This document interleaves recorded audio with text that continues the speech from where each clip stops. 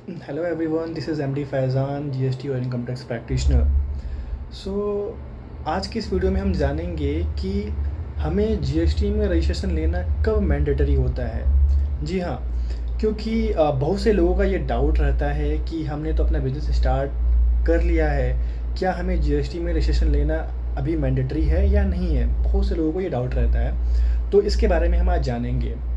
तो सबसे पहली बात तो ये है कि जीएसटी में रजिस्ट्रेशन लेने के लिए पहले तो हमें जो है टर्नओवर देखना होता है। गवर्नमेंट ने क्या किया है कि एक थ्रेशोल्ड लिमिट उन्होंने बनाई है टर्नओवर की। पहला चीज़ है कि अगर आप गुड्स में डील करते हो तो अगर आप गुड्स में डील करते हो और आपकी टर्नओवर 40 लाख से ऊपर यानी कि 40 लाख से क्रॉस करती है, तो उस कंडीशन में you you have to get registered under GST.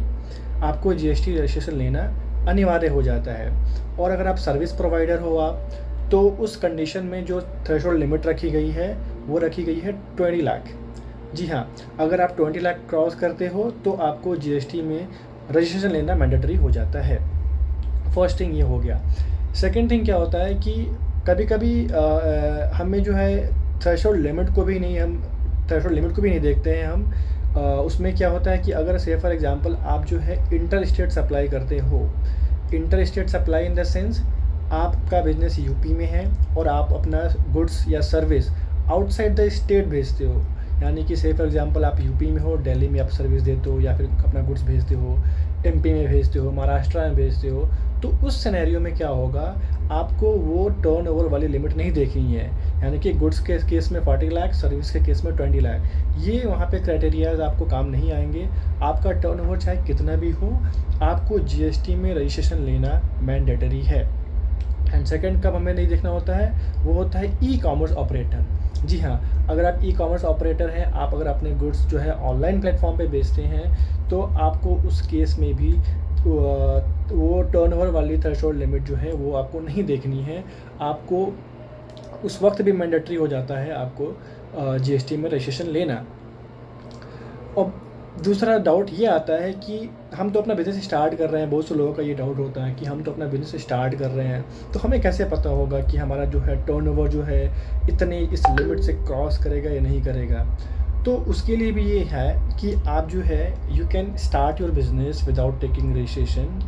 And जब भी आप जो है अपने उस थ्रेशोल्ड लिमिट को क्रॉस करते हो, ठीक है, सर्विस के केस में 20 लाख और गुड्स के केस में 40 लाख, आप जब भी आप जो है उस लिमिट को क्रॉस करते हो तो आपके पास 1 मंथ का टाइम होता है। आपको 1 मंथ का टाइम दिया जाता है कि आप जो है अपना जीएसटी में रजिस्ट्रेशन करवा लें। उसके बाद से आपको सारे जीएसटी के रजिस्ट्रेशन करवाने के बाद जीएसटी के जो भी कंप्लायंसेस हैं, लाइक रिटर्न फाइल करना, अपने क्लाइंट से या अपने कस्टमर से टैक्स कलेक्ट करके गवर्नमेंट को शो करना कि मैंने इतना टैक्स कलेक्ट किया है और उसको पे करना, अपना इनपुट शो करना, इनपुट दिखाना कि आपने परचेज़ के टाइम में कितना टैक्स पे किया है और आप कितना अपने आउटपुट के अगेंस्ट में आप अपना इनपुट शो कर रहे हो। इन सब का अब आपको क्या करना पड़ेगा, सारा डिटेल्स रखना पड़ेगा।